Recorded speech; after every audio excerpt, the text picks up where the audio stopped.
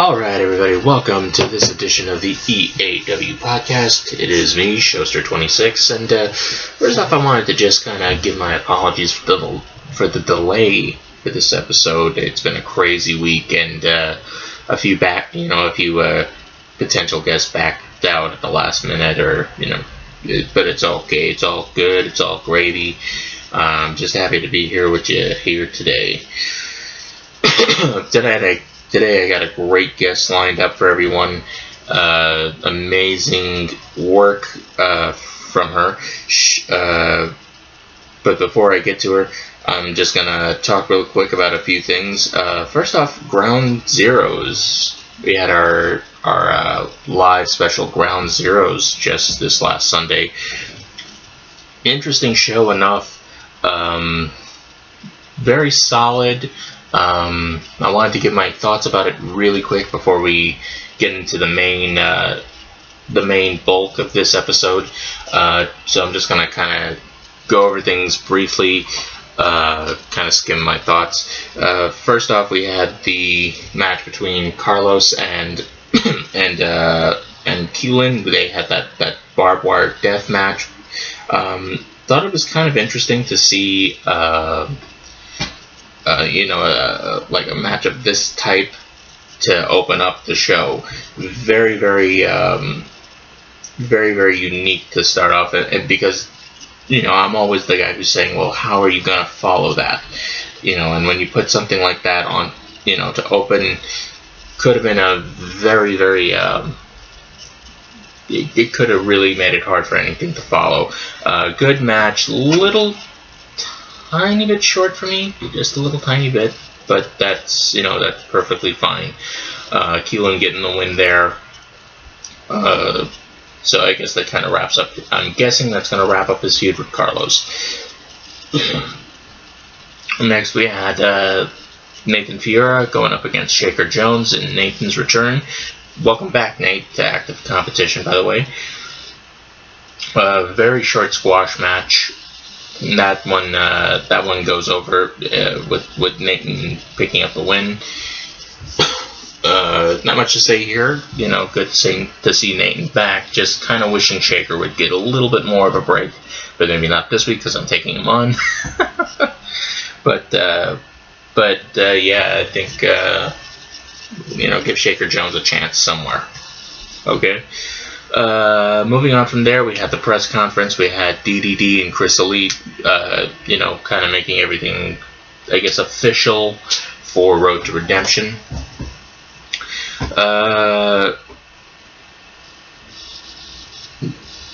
It was a good segment. Just, I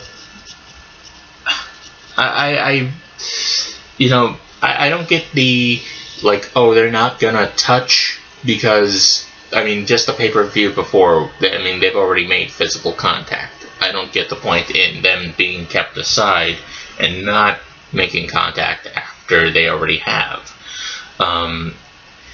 The stipulation for this one is, apparently now that if Chris Elite wins, apparently he gets, basically everything DDD owns, his entire net worth, his cars, his flat, everything.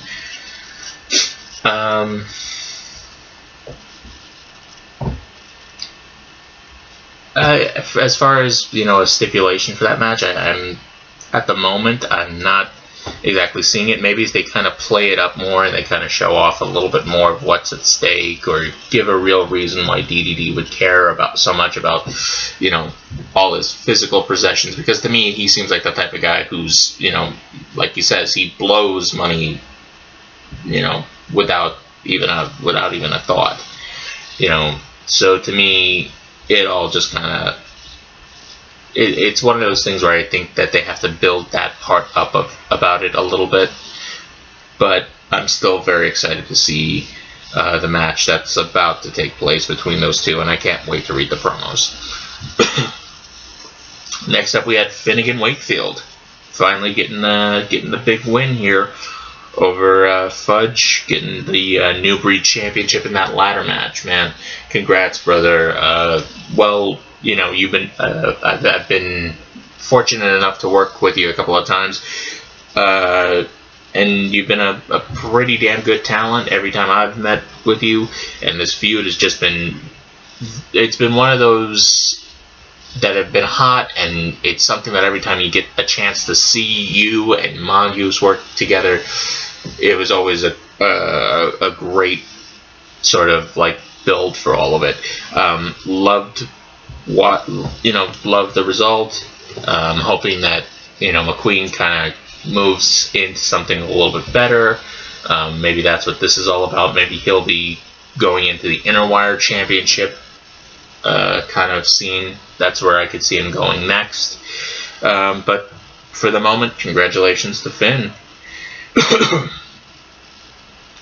After that one, we went straight into the Interwire Championship match. We had that 5-way: Kane, McAdams, Amadeus, Lionheart, and York for the Interwire Championship. Good but short. I thought another, if the match was a little bit longer, I think it would have been a little bit better. Just because I think some of the things could have been a little bit more effectively portrayed. If you show all this, if you really hammer in the fact that the Nightmare was working really strong with the team, and just when it seems like it's impossible for these guys to break up and not be working together, then you could do all the like infighting stuff that you did. But overall, it was still an effective way to keep the title on Amadeus. He looks good coming out of it. I don't think anybody really looked bad. Everybody got a little piece of something in there. So happy to see that. Next we had El Iranico versus Cody Marshall, with Deborah Marshall on the outside. Decent little match here too. You had the return of the crowd. the crowd swim, the mosh pit, whatever you want to call it. I hope this isn't totally the end, because I want to see this like this like deportation flag match between the two of them. I know it's kind of an odd one to say, but I think that would be a match that would be perfect for these two. If there was ever an excuse to do a flag match in EAW, this is the match to go with. And of course, it has to end with maybe like Cody, losing and being deported to Mexico or something like that. After that, we had the surprise of the night for me, and that was one of the surprises of the night for me. We had Lars Greer just somehow surviving the onslaught, somehow able to get past the big man Apocalypse. And I'm surprised that they had him losing 2 FPVs in a row, 2 specials in a row, particularly to Lars. It makes me wonder what they got planned next for him. Also, I'm wondering if how does this kind of affect like the big man's the bigger man Apocalypse's like kind of shake up and fall out from all that. It was kind of cool to see him kind of punch through the casket. Really was happy to see that, but just kind of wondering what now that he's taken these 2 losses, and it's particularly early in the season. Kind of wondering what's the next bit for Apocalypse Demos, but also kind of curious what happens now for Lars. Brutal matchup, and just wow. I don't think there are accurate enough words.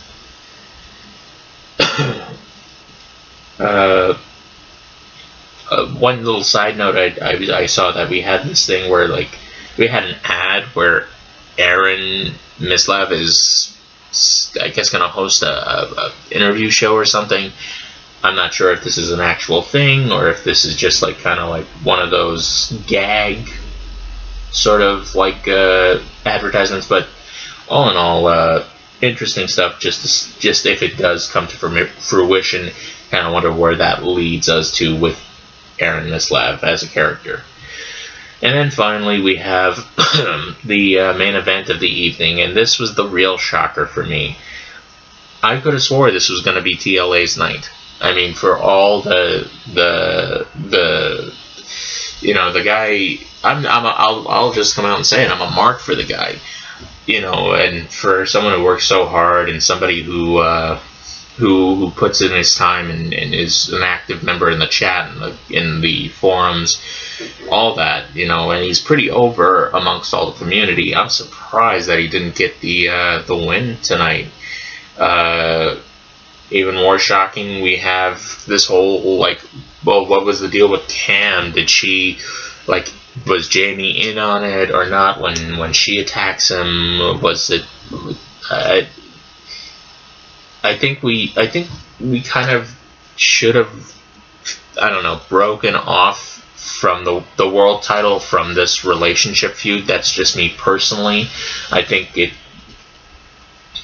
you wanted to keep it going, you could have went, you know, and have that be like something that isn't directly tied to the world title. I think you could have made that all, you know, kind of its own little thing. But as it stands right now, Jamie retains the title, moves, you know, Cam, you know, very much kind of I guess reasserting herself somewhere in the, maybe the title picture, possibly.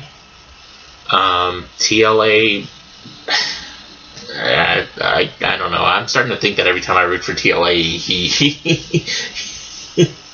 I'm starting to think of a bad luck charm. I don't know. All I can say is just give the guy his due eventually. That's all I can say.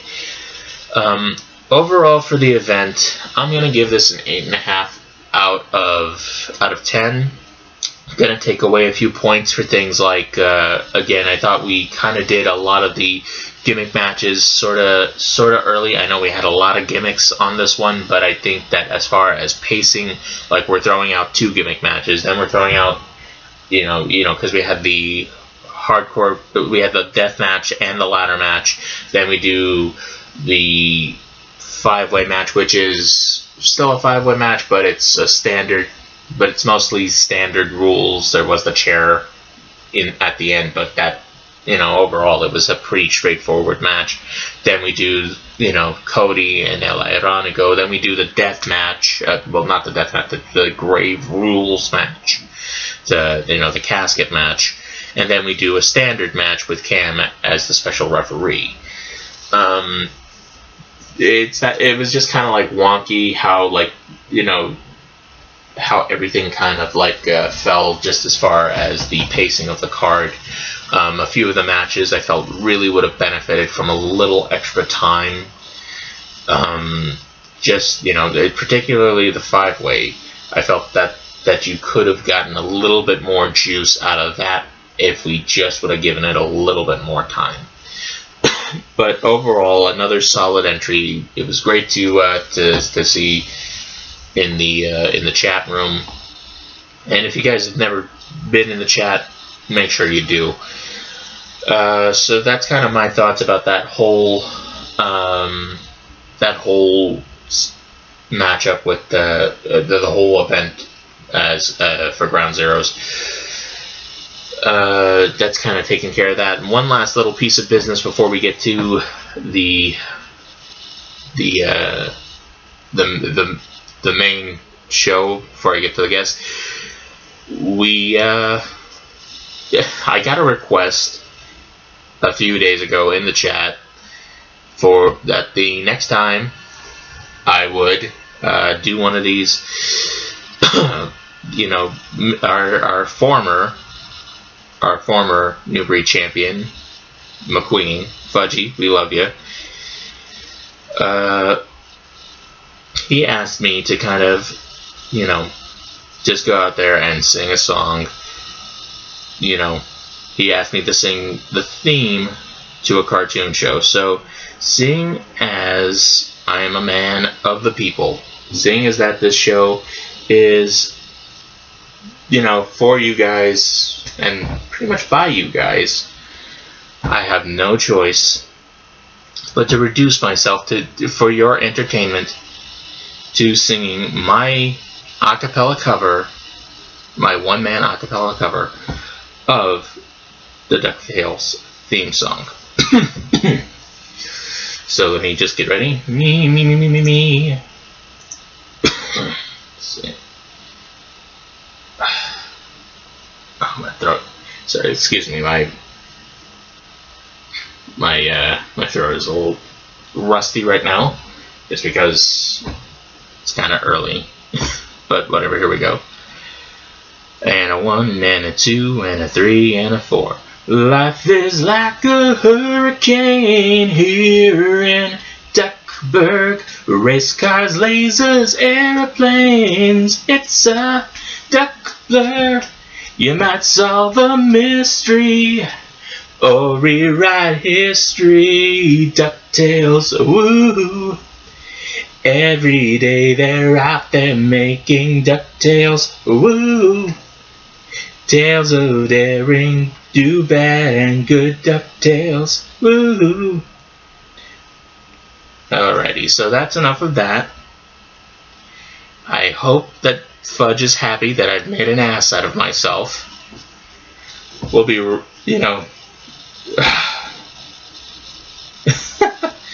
yeah. So anyways, there you go, just for you, Monegosa McQueen. Alright everybody, so without any further ado, I want to introduce my special guest this week. I'm really happy to have her here this week because she is one of the most over acts in the company, or at least as over as I've seen anyone, in recent history, and that's amazing because she's fairly new here, but still, lots of talent, lots of love. Everybody, your friend and mine, Ms. Savannah Sunshine. Welcome to the show. Thank you very much. I'm so glad to be part of the show. Well, we're glad to have you. First off, how are you doing tonight? How for all the listeners who are joining us, how are you feeling tonight? I am pretty good. Today has been a pretty good day, so I don't really have much to complain about. Awesome. Let's start off kind of with the basic question. When did you start watching wrestling? I think I was like 8 when I first started watching wrestling. Mm-hmm. I don't remember the exact match that actually got me into wrestling, but I know around that time my grandpa showed me Razor Ramon and Shawn Michaels ladder match. That was kind of what got me into everything. That has been kind of I've noticed that match kind of popping up here and there, when people talk about certain favorite matches or memories. Yeah. So, credit to Hall and Michaels for making that for making a hell of a match. That's really stood the test of time. You said you started watching around then. What year was this when he showed you, when your grandpa showed you this? If you remember? God. I want to say early 2000s. Early 2000s, okay. So you watched the Michaels Ramon ladder match at WrestleMania, or even the SummerSlam one. I'm not, because they had two. I don't know. A little bit of both. Okay. Were you watching weekly at that time? Were you watching Raw? I don't know if WCW was around, because you say earlier 2000s. That could have been, WCW might have been around, or maybe TNA would have popped up by then. I think I got to catch the last bit of WCW, but I don't think I caught much of it. I was watching, I watched Raw, I watched SmackDown, so around that time I was watching pretty much everything. Okay. Alright. So, let's talk a second. At what point did you discover e-fetting? Was this something that you discovered, maybe right around the time you started watching, or was this like a few years later, or even just recently? Actually, it's been pretty recent. I wouldn't say I've actually been doing this. I was stalking EAW for a while. I would say like a year and a half before I actually joined. Really? And so when I joined, I'm basically pretty new to everything. So that's pretty much how I joined. Well, that's pretty astonishing. I'll confess this: I haven't been doing this too long either. But for people who just kind of just throw themselves into it, I think we've gotten kind of a good thing going with how we've been doing that. So you said you stalked the EAW for a while. Did you ever go to any other feds? Was there I don't know if there was like another place that you had been, or perhaps maybe a different style of fetting? I know years ago, WWE had like the fantasy thing on their website. I remember that too. Yeah, that's when I kind of started getting into everything, and then I took a break for a while, and then started following EAW around. But I pretty much I write stories and stuff, and I used to write out promos that randomly came to my head in notebooks and stuff. So I kind of just practiced from there. Oh, cool. So speaking of notebooks and writing, just kind of writing stuff down. Everybody, of course, gushed over the sign up you made, that whole Savannah's notebook. That was such a clever little thing. What type of GFX studio are you using? Is there any specific program you like, or what really caught your eye and really made you put all that together? Because it was a bang up job, and like I said, it won you a lot of fans pretty quickly. Really, it was just a trial and error kind of thing. It was a last minute. As I was looking at the application, I just started piecing everything together, and I thought it would be really cool to kind of stand out and have something different going on. So I just threw it together last minute and used some Photoshop and just put it all together. Cool. Well, for trial and error, much like this show, it's come out pretty well. Thank you.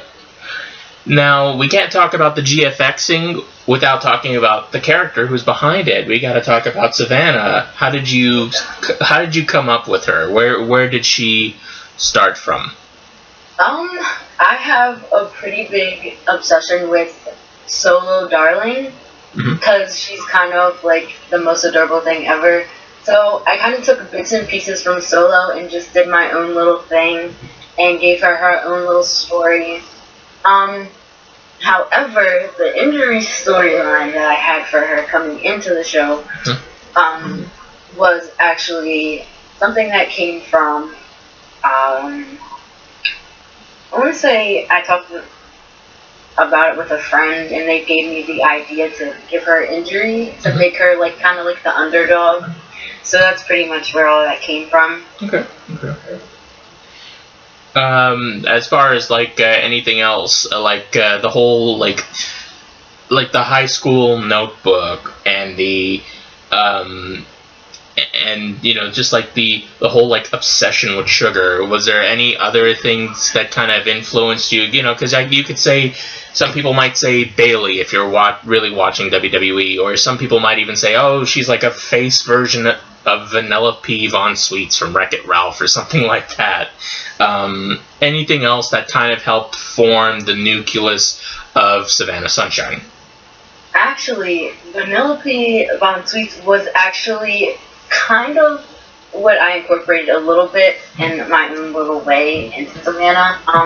I did, however, have Bailey as a first choice pick base, but I decided against Bailey because I figured if I tried something different, I might actually like it. And I actually really like Nixon at the moment. I can't imagine not using Nixon anymore. And so far it's been a good choice. I'll also say great, like GFX, not GFX, but the GIF, like on your avatar. That's just like, again, like everything you've done so far has just been like, just really gotten you over in the biggest ways. I'm totally marking out for you more than I've marked out for anybody on the show, and I've had Demos and Aria and Terra and people who I respect the hell out of and love, for their work. But I mean, this is just like, I think the best way to put it is your character is basically a sugar rush to everybody in EAW. It's just like one of those things. So after the sign up, here's another question. What were your early impressions? How did you adapt? You, like you said, you kind of studied EAW for about a year and a half, but what was it like once you finally got in there and you were just kind of like, doing the whole, like, getting used to the promoing and getting used to the whole, like, having to come up and keep this, I guess, these battles and all the different threads. How did you adjust to that?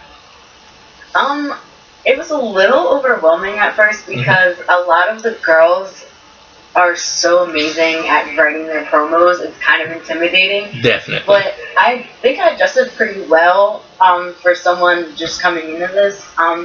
It was a little hard to manage trying to figure out what to do as an introduction promo, but once I got it out of the way, I kind of got into everything and it was easier.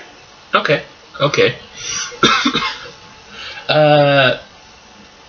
And since we're talking about kind of the whole you mentioned how all the women or just about everybody in the Vixens or women's division is like kind of awesome. They're some of the best promos in the company right now, hence why we have so many of them on the show. What are your feelings on being on Empire, the female exclusive brand, and more specifically, what are your feelings towards like the whole, I guess like the writing staff and the hierarchy on Empire? Thoughts on all that? I honestly sorry for the loaded question. But we gotta ask. It's really been. So everybody's been so welcoming, and they've been offering so much help. Like, if I ever need anything, there's at least one of the girls around, or Eclipse is around, and they've all been so helpful. And I'm just really glad to be part of something this huge, and to add my own character into it. I've just been so neat. Okay.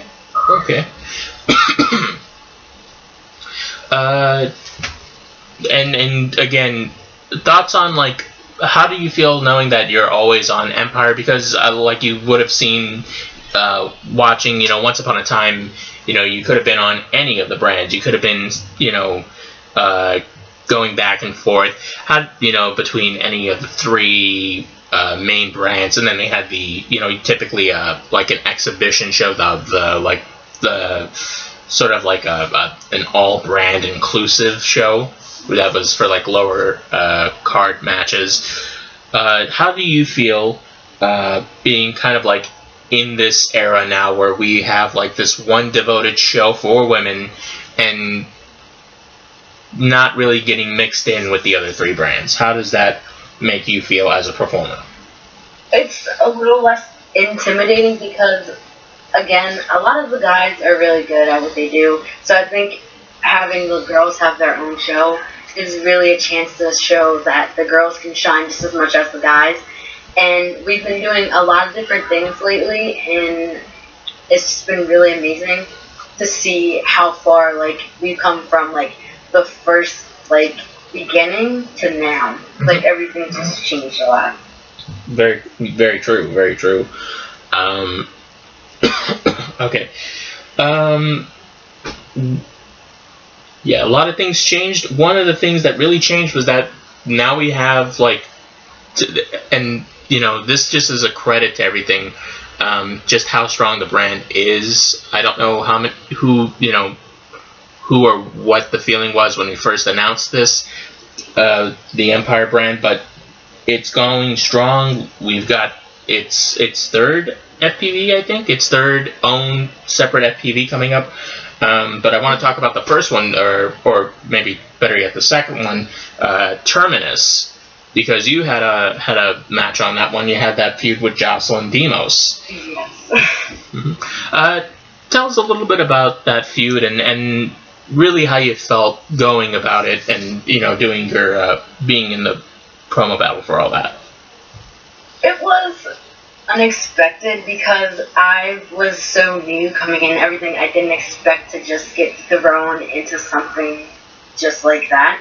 I really liked how everything was ran through and how Jocelyn just wanted to be Savannah's only friend. It was like Savannah didn't know how to handle that, so it was just really awesome.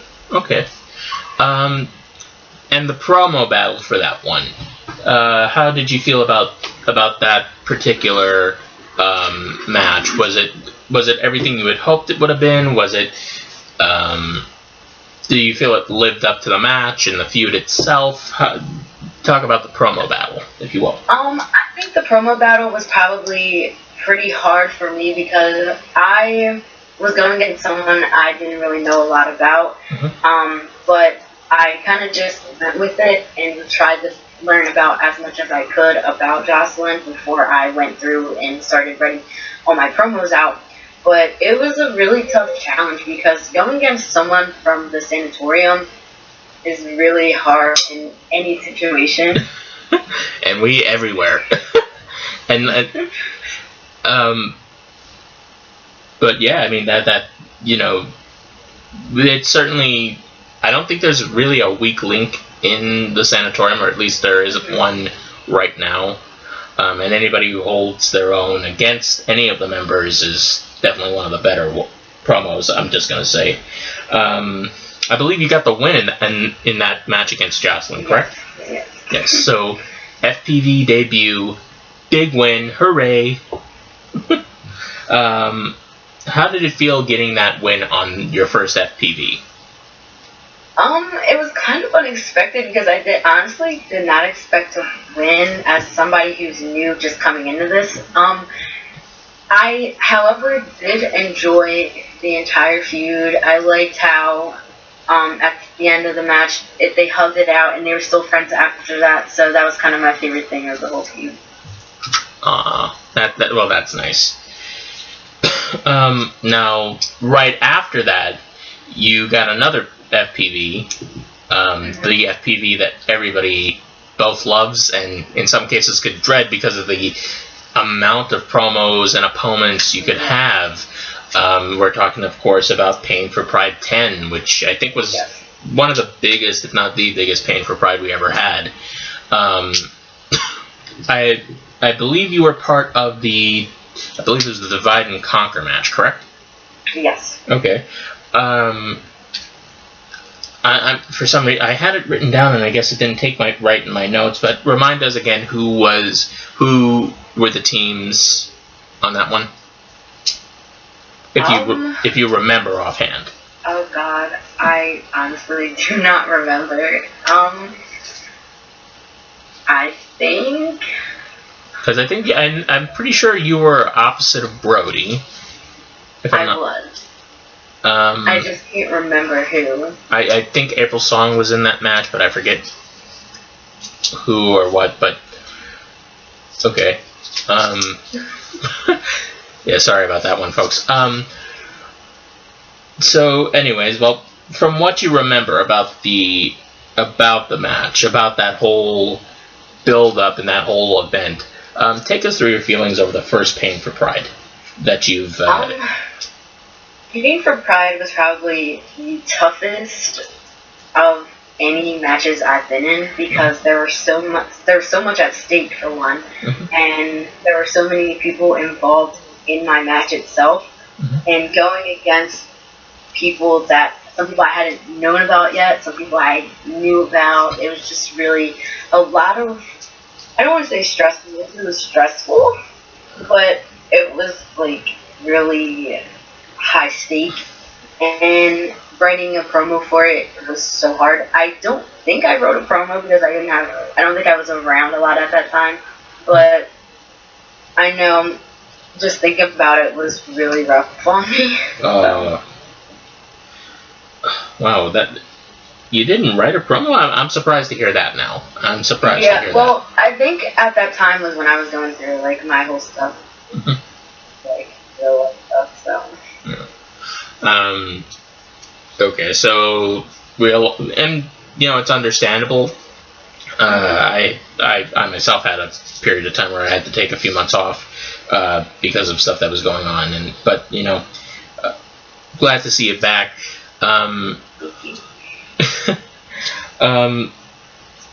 Was there any time during that whole break that you took?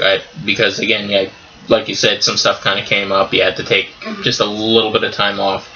Was there anything that happened during that break that kind of like that you maybe came up with like a different side or something else to really add into the character? Well, lately Savannah has had a little bit of a mean streak in her promos. I guess that really comes from just me having a lot of like frustrations due to like the stuff I'm dealing with. But I think she's just at a point where she's just tired of everyone trying to put her down and think she's just this little girl who has no idea what she's doing. So she's just like at her limit. Definitely don't want to push her around because, like we saw in the Censure return, you've been putting together a nice little series of wins here. You had the return, yet you were up against Vexy Moreau. You had kind of that mini feud against her, and then you got added to what? It was a 5-on-5 elimination. I was going to say it was a divide and conquer, but it was just a 5-on-5 elimination match, correct? Yes. I'm pretty sure you remember that one a little bit more since it was only like a month ago or so. Tell us how it felt being in a match with, Carlos, aka April, Aria, and then on the opposite end you have, Kaylin, or we had Kaylin back in the day. What were the thoughts and feelings going into that whole thing, especially since you got added in like at, I won't say the last minute, but you were a pretty late addition to that match? It's really just a lot of fun to be on a team with someone like Aria because she has been one of my favorite people just to see working with me and letting me learn from her because she was one of the people I looked at before I joined, and her promos have been so amazing. I don't think there's one that I actually didn't like. So being able to team with her was a lot of fun, and I really enjoyed it a lot. That's awesome. What about the competition? What you had a couple of the Sanatorium members who you said are always good promos. You had Vexy, who you had this little feud going on with. What about the competition? How did you feel, going in? Like, was it really something that you had to push yourself harder because you knew the reputation, or was it something that you felt like you kind of found a groove and you were able to kind of just, play your part and do what you had to do? It was really more challenging for me because there was a lot of competition on the other end that are just so good at what they do. So I kind of had to push myself harder to work with that in order to get what I wanted out of it. Okay. Now, even though you were eliminated, you do technically get the win, which, again, this is Territorial Invasion, and it's one of our bigger, interpromotional FPVs, so big ups to you on that one. Congrats.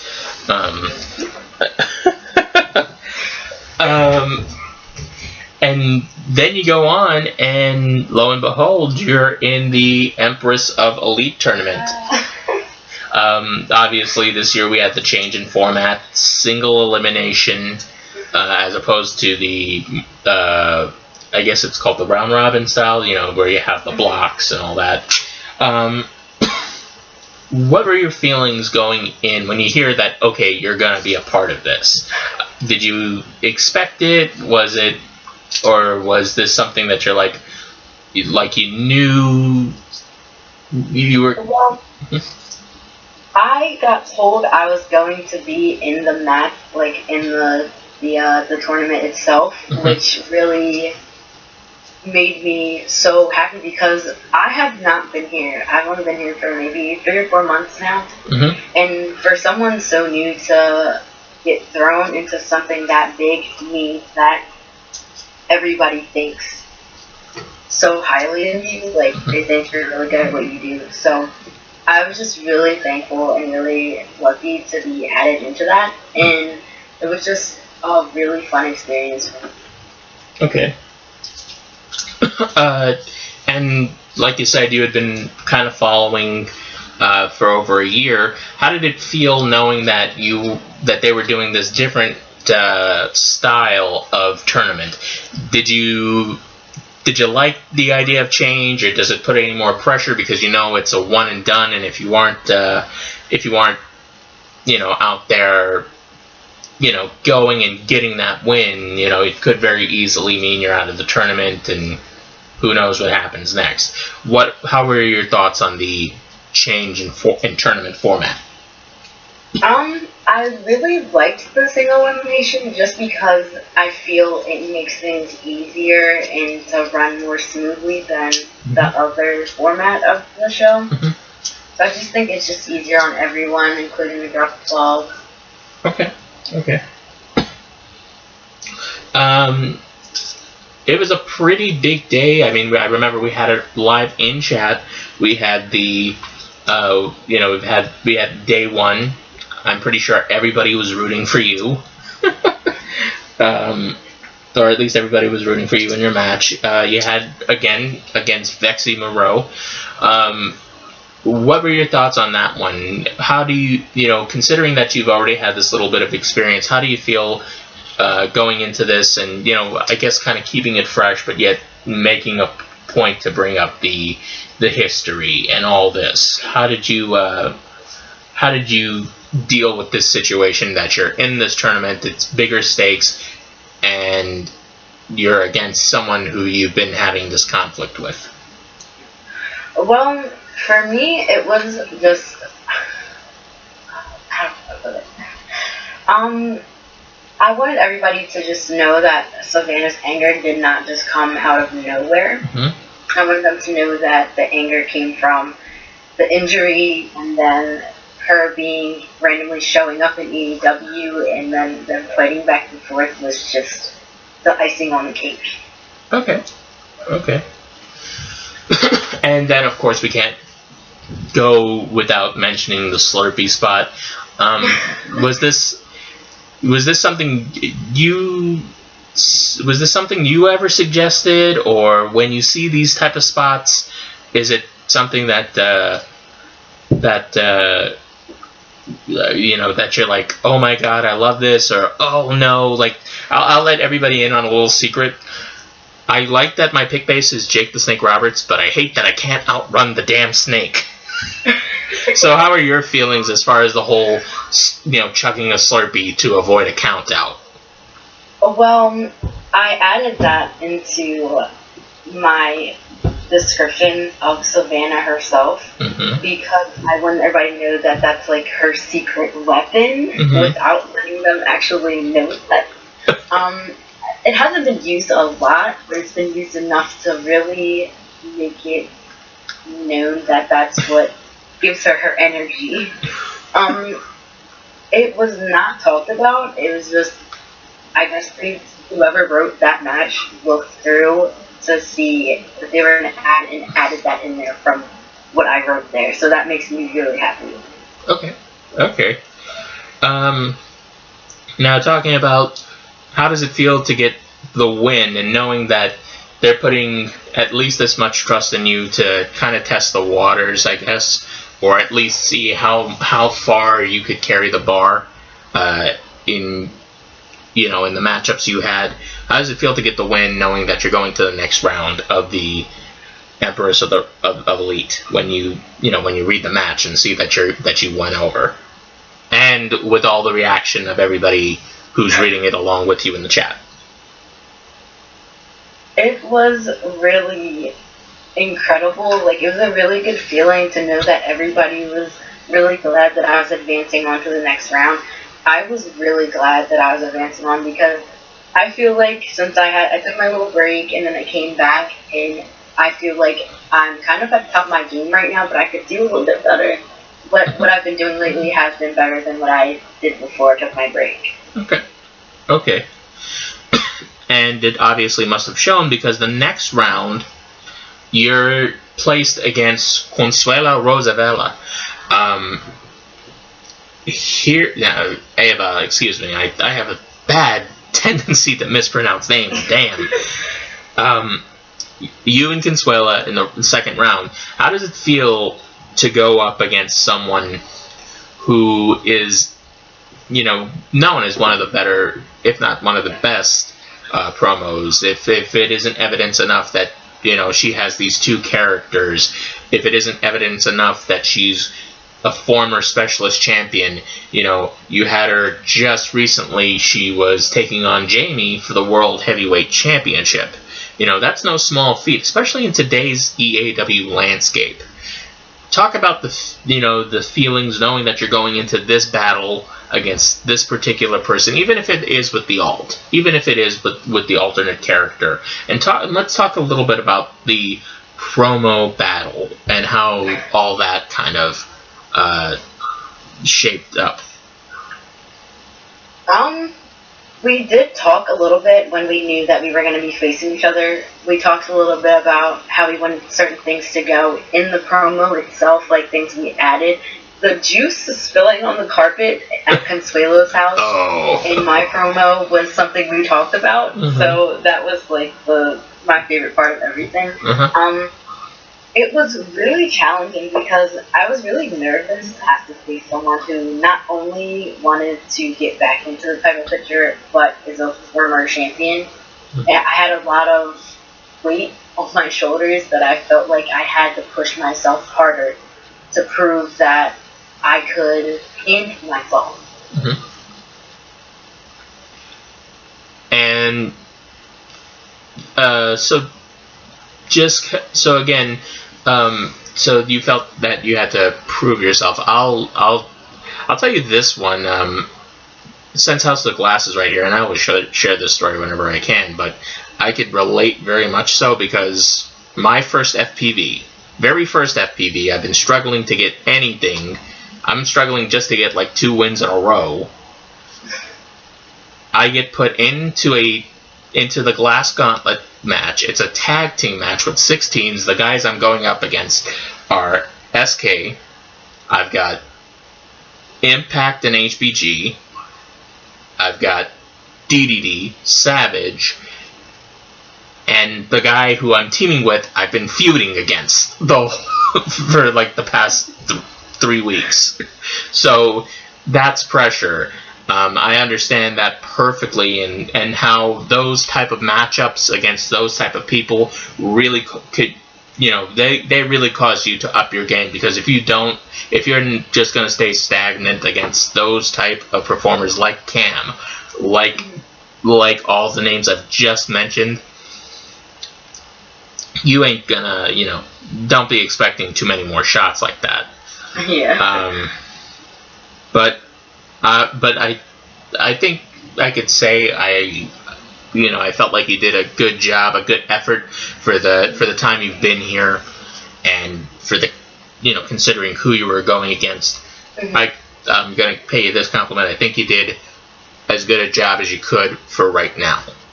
Yeah. Okay.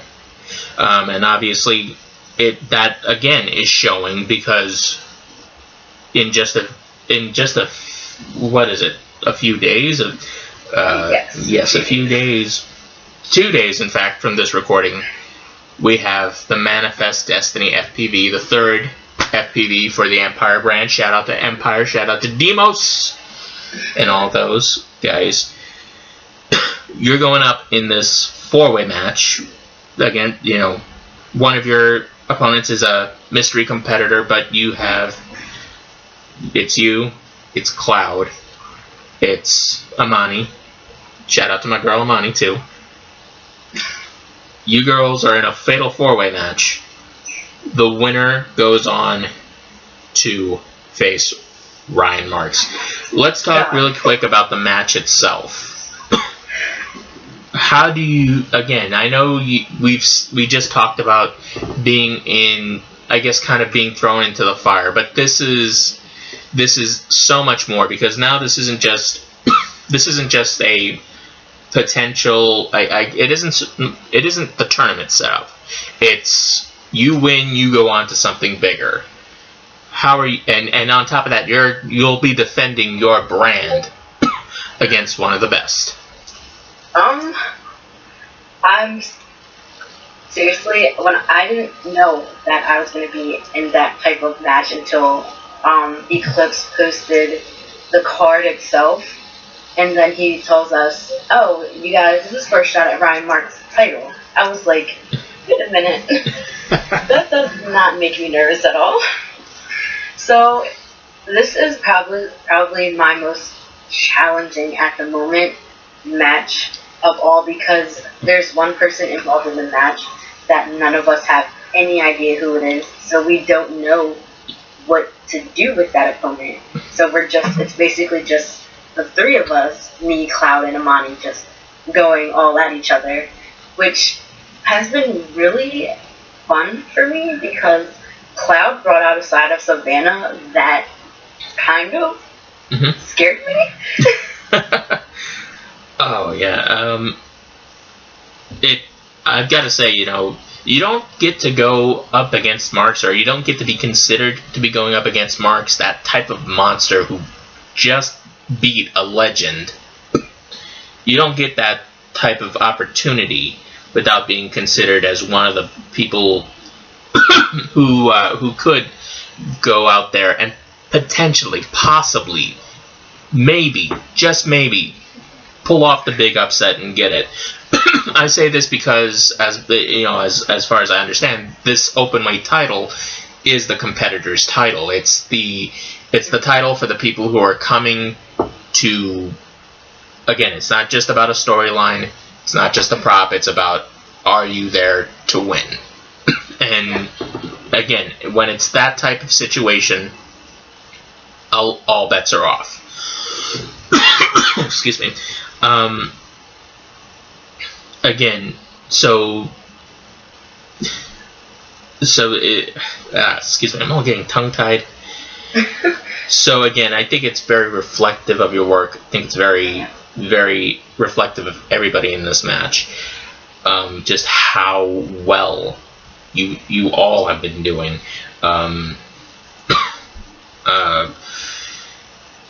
So I'll just say best of luck to you and best of luck to everybody.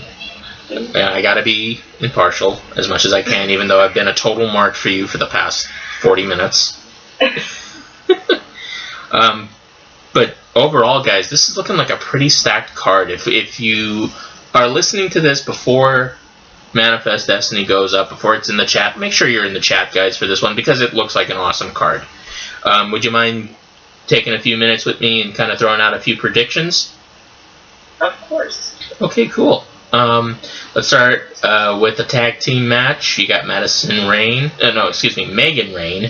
and Sydney St. Clair versus Daisy Thrash and Revy.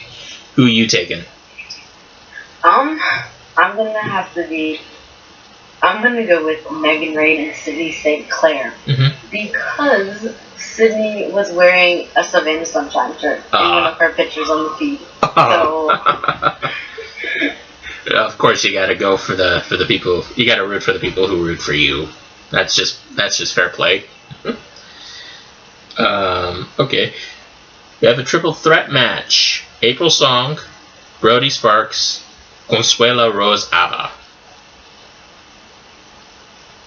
that is gonna be a tough one. Oh god. I feel like Brody could win this one, in fact, because of how things went for her to get the title taken off of her and won by Consuela and then won back by April. I feel like Brody is the one who has a lot to prove because of the injury and then coming back. Okay. It's really close for me to call. I personally like every character, and this is kind of going to be my sleeper pick for match of the night. Just because of the talent you have here. I love the way April Song is typically written, how she has that nice little ground and pound attack, how she feels like she's a wrestler. Brody, I'm always going to root for my sanatorium brethren and sisters. Cam is one of the best, hands down. So you have a perfect storm for an awesome match here. Maybe a stip would kind of take it to the next level, but I'm really pegging this one to kind of be a standout. Moving on from there, we have the last ride match. Terra Nova, Haruna. Who are you taking?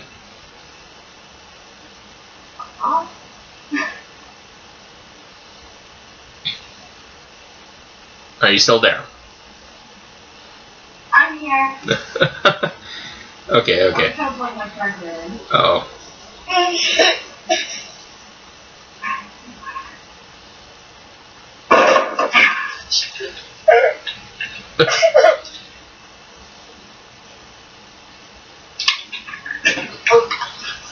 Okay.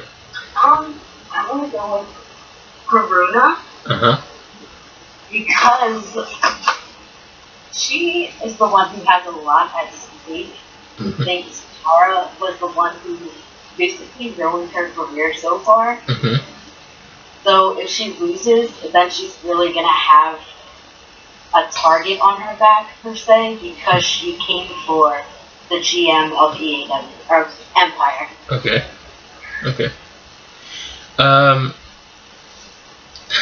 It's so hard to go against Tara.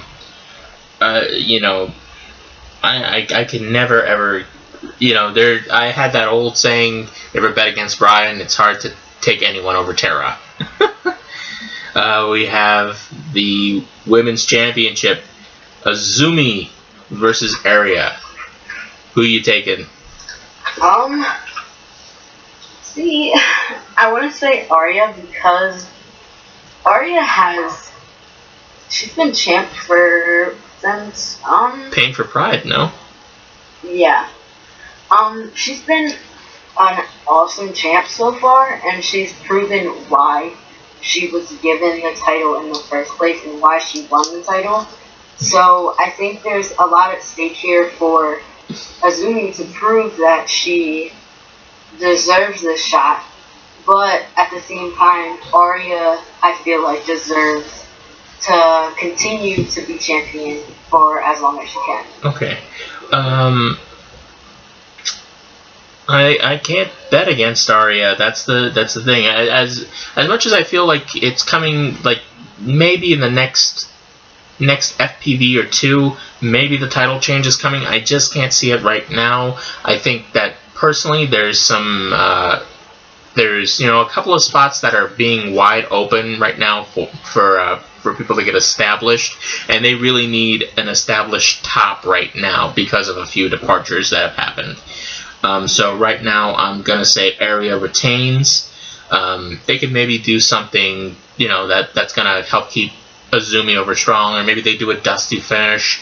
But I see Aria keeping the belt. Then we have the Empress of Elite Finals. Madison Klein, the former two-time finalist, looking to try and finally get the monkey off her back, but to do it, she has to go through former Sanatorium sister Alexis Demos. What are your thoughts? Who are you putting the money on? See, this one is really tough for me because Madison has a lot at stake, because if she loses, that's like a slap in the face at this point to lose 3 years in a row. But if she wins, then that means she has proven that she can handle her own without having the sanatorium behind her. But I'm going to have to go with Alexis for this one because Alexis also has a lot to prove. Really? So... I guess, in a way, I don't know if it's just me, but now that Caitlyn is out of the picture and no longer around, that takes away from the sanatorium family and the coven, back to the spotlight.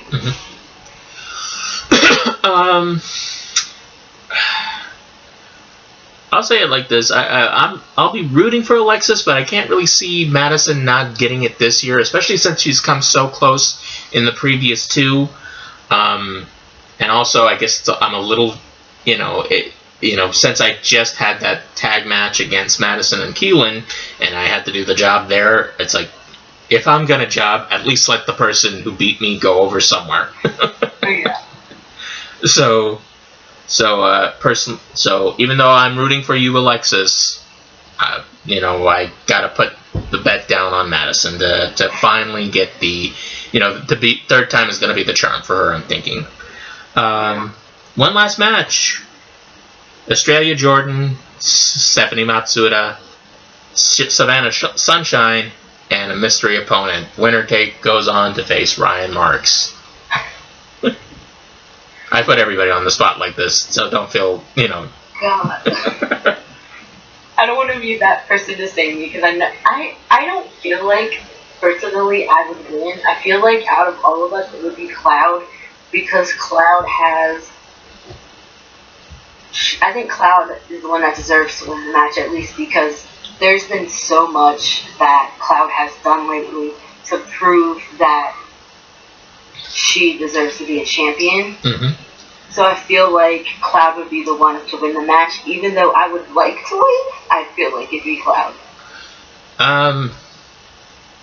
Never say never. I'm just gonna say it like that.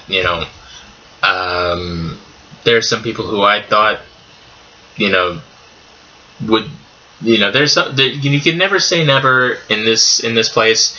Certainly, you've got a lot of people rooting for you, hoping for you. I would say, definitely any one of you ladies, or any of the competitors in the match, certainly deserve it if you do. But I'm going to be paying close attention to this one particularly. I want to know who Ryan Marks is going to have to run into, for the next FPV or whenever the next that next Openweight Championship match happens. I'm also going to be very interested to see what's going to come about from the mystery opponent, because is this somebody coming back? I don't know if I'm partial. Part of me wants to ask, who do you think is the mystery opponent? I've been thinking about this for days. If I didn't know any better, I would have said, shoot, it must have been Ultimate Warrior, but nope, he's gone. I could just see that. Anything's possible at this point, as I said previously to a few other people. Megan Rain came back, so it could be a returning member of the roster. It could be one of the new girls. I want it to be Kimmy Hendricks just because, but I don't think it's going to be Kimmy. Now see, part of me, now if I say it, I'm not sure if I'm ruining the surprise or if I'm, just, gonna totally say it, but, part of me feels like this would be no offense, this would be kind of like the best place for Sheridan to return. Oh my God, why would you put that evil on us? I don't mean it in a bad way, but just looking at the landscape and what's next, I could, I don't think there wouldn't be anybody who wouldn't think, well, save for maybe Demos, who wouldn't think who wouldn't think Sheridan Muller versus Ryan Marks would be an interesting matchup? You have, those personalities and those promos headed into a match together. Very unlikely, though, but if we're just kind of throwing out just names, it's like, that could be one. So, just simply because of the mystery angle. Yeah. So, yeah, and since I can't have a third alt, and Michelle Michaels will never debut. No. Okay, so that kind of takes it for the Manifest Destiny thing. Let's kind of shift this into to the last few questions. First off, what has been your favorite match so far here in EAW? Now, I'll phase this as a two-part. The favorite match that you've been a part of, and your favorite match that you haven't been a part of. A match that I haven't been a part of that I really liked was, I was just talking about this earlier, now I can't remember what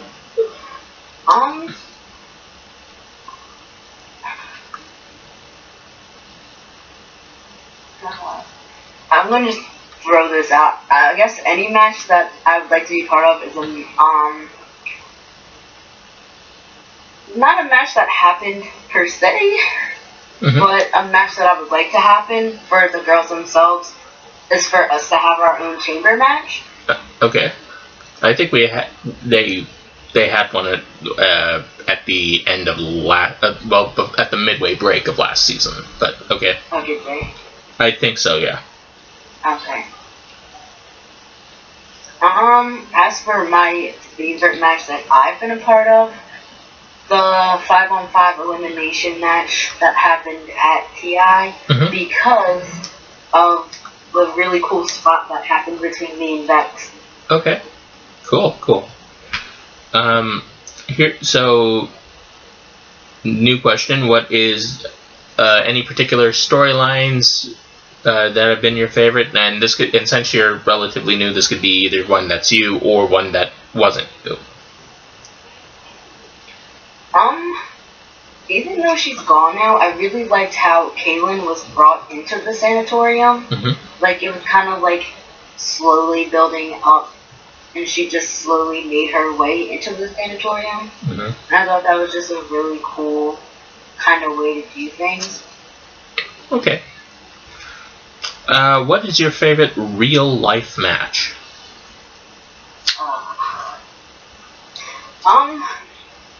Recently, I want to say, like, Bailey versus Sasha at TakeOver was probably one of my favorite recent matches. As for an older match, God, I don't know. I have so many favorite matches, it's not even funny. I'm probably going to have to go back and say Shawn and Razor Ramon at WrestleMania. That's always a good one to pick. Very few would argue against it. Okay. Kind of our last question here. This is what we always close basically every show that's an interview like this. Have you ever pitched any cool ideas for angles or storylines that never made it to show? I have not yet, but I have a few ideas that I would like to share with these clips that maybe you might take into consideration. Okay, clips. Maybe hear the girl out. Alrighty. So I guess that kind of takes care of the questions. Anything else you wanted to say before we wrap up this podcast? I just want to say thank you for having me on the show, and thank you everybody for welcoming me to EAW with open arms these past couple of months. Alrighty, well, thank you for being on the show, and you're, welcome again. I'll just say, I guess, on behalf of the community, just keep up the good work, the awesome work, and, of course, always bribing people with new signatures and stuff will get you pretty far. Alrighty. So that's about it for us here today.